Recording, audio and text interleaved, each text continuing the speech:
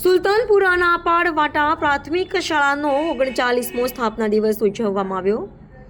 નાપણવાટાના સુલતાનપુરા પ્રાથમિક શાળા જેની સ્થાપના 16/7/1987માં કરવામાં આવી હતી, જેને લઈને આજ રોજ સુલતાનપુરા શાળાનો 39મો સ્થાપના દિવસ ઉજવવામાં આવ્યો. કાર્યક્રમની શરૂઆતમાં મહેમાનોનું સ્વાગત નાની બાલિકાઓ દ્વારા ફૂલ આપીને કરવામાં આવ્યું.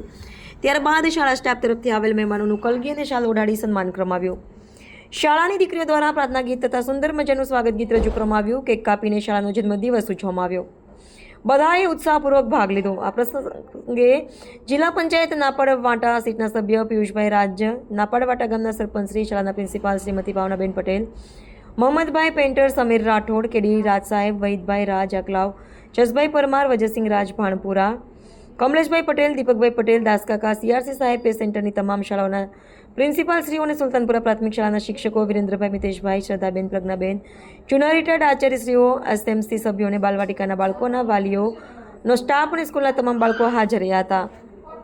રિપોર્ટર નઈમ બાબા રાઠોડ, આણંદ.